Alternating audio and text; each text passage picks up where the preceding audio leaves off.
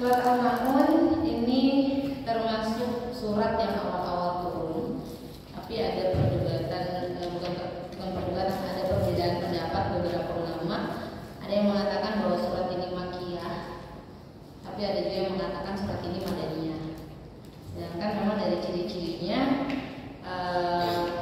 surat ini termasuk surat yang ayatnya pendek, yang mana ayat pendek itu biasanya Makkiyah, tapi dia tidak membahas tentang tauhid, dia membahas tentang orang munafik. Yang orang munafik itu terjadinya setelah di Madinah.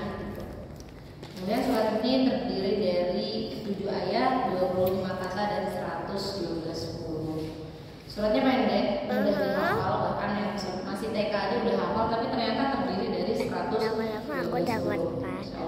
Satu huruf aja kalau kita baca 10 kebaikan, berarti setiap kita baca Al-Ma'un itu 112 dikali 10. Dinamakan Al-Ma'un itu diambil dari kata terakhir di surat ini, ya. Gimana bunyinya kita? Ayat terakhirnya gimana bunyinya? Wayamna'una, ya, diambil dari ayat terakhir Al-Ma'un yang artinya barang berguna. Tapi ada juga yang mengatakan surat ini dinamakan surat At-Tatsib karena tentang orang-orang yang mendustakan. Kemudian surat Ad-Din karena membahas tentang ada yang mengatakan tentang agama. Kemudian ada ulama juga yang mengatakan tentang hari pembalasan. Ada juga yang mengatakan surat Ar-Aita. Asbabun nuzul, bahasa tafsir jelas kita membahas tentang asbabun nuzul. Yang pertama Ibnu Abbas mengatakan asbab nuzulnya surat ini yaitu terkait ceritanya As bin Waqil. Ada juga yang mengatakan terkait ceritanya Walid bin Mughirah, dan ada juga yang mengatakan terkait ceritanya Abu Jahal. Yang jelas ketiga nama ini adalah nama-nama orang yang sering mengolok-olok Rasulullah, sering menjadikan Rasulullah. As bin Waqil itu orangnya cerdas, tapi dia suka mendebat Rasulullah di keramaian. Jadi maksudnya mendebat Rasulullah di keramaian itu ya supaya maksudnya mempermalukan Rasulullah sendiri. Sedangkan Walid bin Mughirah itu orangnya kaya raya, memang dari keturunan yang kaya sekali. Bahkan kalau ada pasukan perang, itu mereka nggak usah bikin perbekalan, insya Allah keluarganya Walid bin Mughirah itu yang ke-backup semuanya. Tapi ternyata dia selain kaya dia sombong, bahkan dia merasa dia yang lebih layak mendapatkan wahyu daripada Rasulullah. Dia yang lebih pantas gitu, dia merasa seperti itu. Kemudian Abu Jahal, tahu sendiri ya ceritanya Abu Jahal bagaimana. Nah, itu asbabun-nuzulnya terkait 3 cerita orang-orang yang suka mengolok Rasulullah, dan termasuk orang-orang ini adalah orang-orang yang munafik. Masuk ke ayat yang pertama, diawali dengan kalimat tanya Ar-Aita. A itu kalau dalam bahasa Arab harf istifham. Harf istifham yang masuk kategori untuk tasdik, pembenaran, mencari pembenaran, iya atau enggak. Maka kita ditanya Ar-Aita lagi ibu, tahukah kamu orang-orang yang mendustakan agama? Tapi dalam tafsir yang lain, beberapa ulama mengatakan bahwa ad-din di sini artinya hari pembalasan, karena dia disambungkan dengan kalimat yukadzibu. Biasanya yang disambungkan dengan kalimat yukadzibu, artinya itu berarti maknanya hari pembalasan. Nah, maka ulama bersepakat bahwa ayat ini itu mempertanyakan, tahukah kamu orang-orang yang mendustakan agama dan juga mendustakan hari pembalasan? Karena hari pembalasan dan agama itu sesuatu yang beririsan. Dalam Ibnu Katsir juga memaknai arti ini hak pembalasan. Langsung masuk ke ayat yang kedua. Wadzalika alladzi yad'ul yatim. Dzalika itu kalau dalam bahasa Arab ismul isyarah yang maknanya jauh. Kalau dekat itu kan hadhihi itu dekat. Kalau dzalika dekat itu jauh. Nah, di sini menggunakan dzalika, oleh itu ingin menekankan kesannya betapa jauhnya orang-orang itu. Padahal jauhnya orang-orang itu tuh dari Allah. Makanya Allah pakai kalimat dzalika. Siapa orang-orang yang mendustakan agama dan mendustakan hari pembalasan. Padahal tadi yadukul yatim, yaduku itu artinya dia mendorong dengan keras, tapi bukan berupa dorongan secara fisik saja, melainkan juga dorongan penganiayaan dan lain sebagainya, dorongan mental. Kalau zaman sekarang pembahasan sekarang kan mental gitu. Jadi nggak cuma dorongan fisik, melainkan dorongan penganiayaan lainnya juga. Al-yatim, yatim itu artinya dia sendiri. Yutem, dari kata yutem yaitu kesendirian. Biasanya manusia yang belum balik, tidak punya ayah, itu disebut yatim. Kalau tidak punya orang tua, biasanya yatim piatu. Ibnu Katsir menjelaskan orang yang mendustakan agama dan mendustakan hari pembalasan itu orang yang berlaku sewenang-wenang terhadap anak yatim. Jadi ayat 1 dan kedua ini menjelaskan ciri orang yang mendustakan agama itu seperti apa. Ciri pertamanya dia yadukul yatim, dia berlaku keras terhadap anak yatim, mendorong keras terhadap anak yatim, menahan hak-haknya anak yatim, bahkan tidak mau memuliakan anak-anak yatim.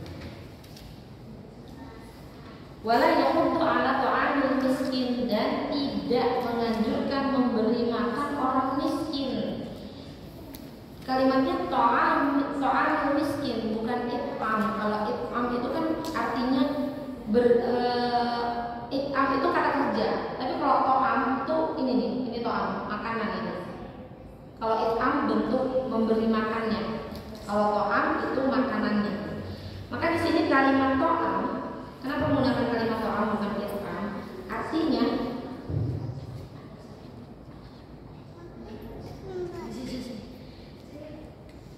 Artinya ketika kita memberi makan orang miskin itu bukan kita yang sedang memberi makan orang miskin, melainkan memang makanan ini yang kita berikan adalah haknya mereka, gitu loh.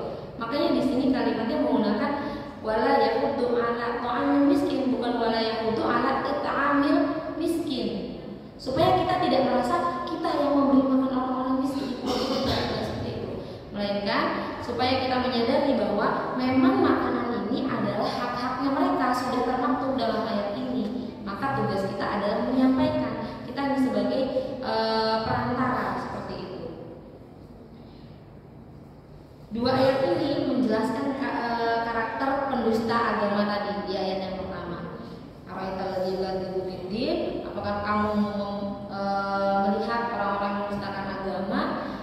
Wazalika alladzi yad'ul yatim, yang pertama wala yahuddu ala ta'amil miskin. Yahuddu itu maknanya menganjurkan. Jadi kalau ada orang udah dia nggak ngasih apa-apa ke orang miskin dan dia juga tidak menganjurkan memberi makan orang miskin, teman-teman ya. Minimal kalau kita memang nggak punya apa-apa, kita pro atau kita punya rasa kepedulian. Bahkan kemana-mana kita menganjurkan gitu kepada orang-orang yang mungkin lebih mampu, lebih punya gitu untuk memberi makan orang-orang miskin sekitarnya. Kalau kita tidak bisa memberi, maka kita menganjurkan orang lain untuk memberi orang-orang fakir miskin. Masuk ayat keempat, fawailul lil musallin. Di sini ada huruf fa. Huruf fa ini penyambung antara ayat sebelumnya dan ayat setelahnya. Nah, di ayat ini dikatakan fawailul, maka celakalah orang-orang yang sholat. Jadi yang celaka itu bukan ayat setelah ini saja, tapi ayat yang sebelumnya, yang ciri-ciri yang disebutkan di ayat sebelumnya itu mereka orang-orang yang celaka, dan yang disebutkan setelah ayat ini juga termasuk orang-orang yang celaka. Fawailul lil musallin, celakalah bagi orang-orang yang sholat. Lihat, orang-orang yang tidak sholat ya dimention di sini, karena udah jelas gitu ya tempatnya di mana. Tapi orang-orang yang sholat mendapat peringatan bahwa ada peluang bagi orang-orang yang sholat itu untuk celaka. Di mana peluang itu? Ketika dia sholatnya tidak esensinya sholatnya tidak sesuai dengan apa yang Allah perintahkan. Sholat itu kan ibadah antara kita dengan Allah, bukan ibadah antara kita dengan manusia. Kalau antara kita dengan manusia itu sedekah gitu ya, bermuamalah itu antara kita dengan manusia dan Allah juga gitu. Tapi kalau sholat, puasa itu ibadah hubungan antara kita dengan Allah. Maka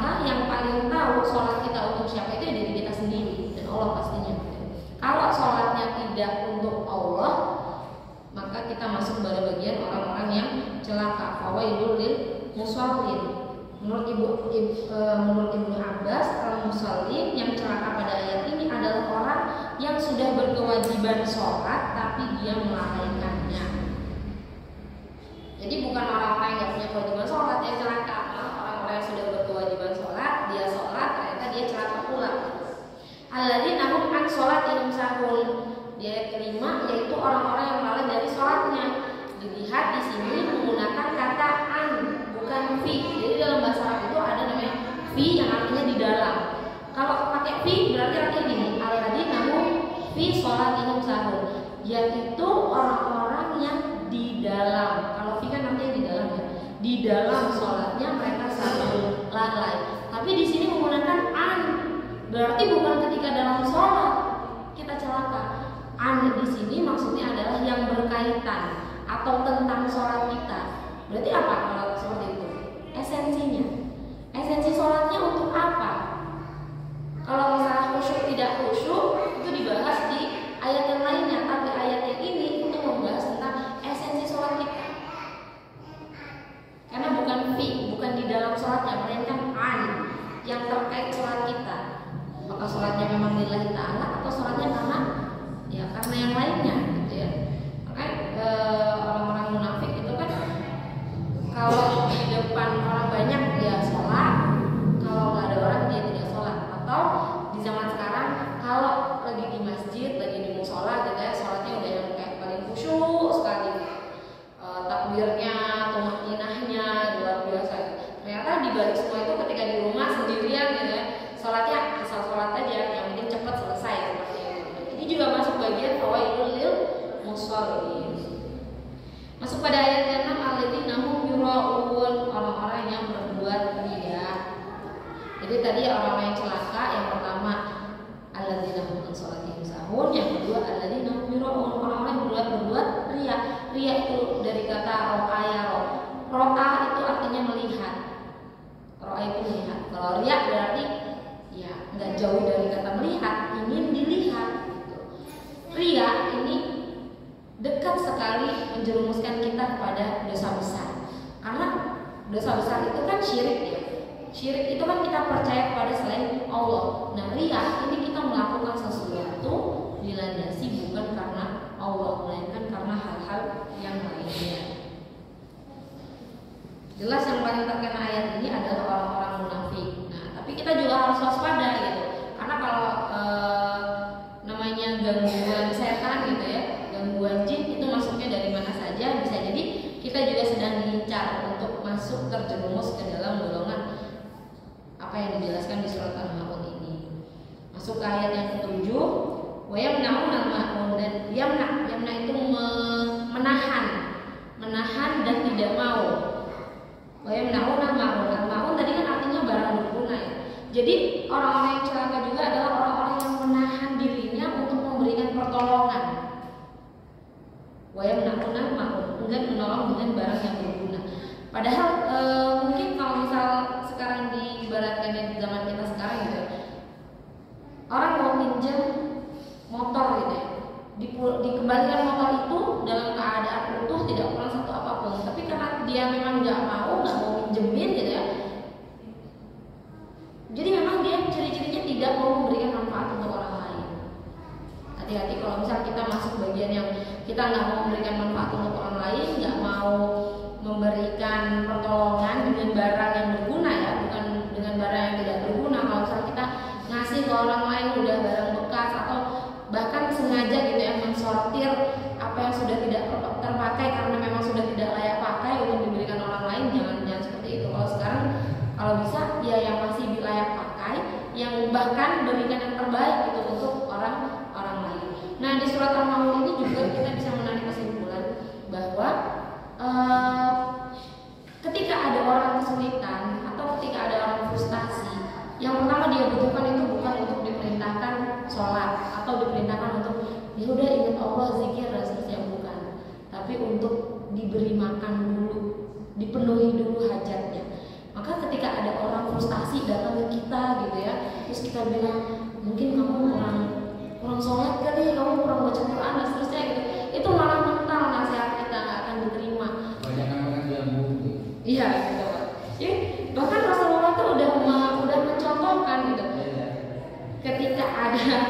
Ketika ada orang buta ya, kakek-kakek buta dipaksa terus kemana-mana menjelaskan Rasulullah, sama Rasulullah tuh didatengin bukan untuk didakwahi, bukan untuk yang Mas Islam yang Pak Islam begini dan seterusnya nanti sholat ini enggak, tapi justru sama Rasulullah tuh disuapi roti yang udah dikunyah duluan sama Rasulullah gitu kan. Dakwah ini sudah dicontohkan ribuan tahun yang lalu oleh Rasulullah. Kalau sekarang kan banyak anak-anak remaja ya frustasi gitu, curhat, terus dibilang udah kamu sholatnya dibenerin, coba kamu zikirin ini. Dia nggak akan ketemu, tapi kita harus kayak cari dulu solusinya seperti apa, bantu dia menemukan solusinya mau bagaimana, memecahkan permasalahannya seperti apa. Lalu kemudian setelah dia merasa nyaman bahwa Islam itu rahmatul lil alamin, apalagi orang-orang yang fakir miskin gitu ya. Ada orang ketimpa bencana ujuk-ujuk langsung disuruh udah tobat, sholat dan segala macam, padahal dia butuhkan tuh lebih dari itu gitu. Maka kita penuhi dulu hajatnya, baru setelah itu dakwah itu akan masuk dengan mulus insya Allah. Gitu. Sebagai penutup di surat Al-Ankabut menjelaskan hakikat para penista agama yang mendustakan hari kiamat atau hari pembalasan, yang karakter pertamanya adalah dia sewenang-wenang kepada anak yatim, dan karakter yang kedua adalah tidak mau menolong orang miskin, bahkan tidak menganjurkan untuk memberi pertolongan kepada orang miskin. Maka surat Al-Maun ini menjadi surat landasan kepedulian sosial kita. Kalau kita peduli dengan sekitar kita, yang pertama harus kita lakukan adalah memenuhi hajat orang-orang di sekitar kita dulu gitu. Baru kemudian nasihat Islam itu bisa kita masukkan ke sana. Insya Allah singkat aja nggak apa-apa ya. Momentumnya 10 hari terakhir Ramadan, perbanyak tilawah, perbanyak sholat. Sedikit penutup bahwa di 10 hari terakhir ini orang-orang yang tidak butuh Allah, dia tidak akan memaksimalkan 10 hari terakhir. Tapi orang-orang yang merasa dia butuh Allah, maka dia akan mengejar keutamaan 10 hari terakhir dalam Ramadan. Wassalamualaikum warahmatullahi wabarakatuh.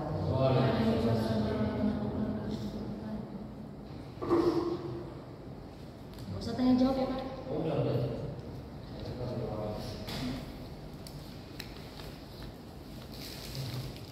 Pacar mau nanya.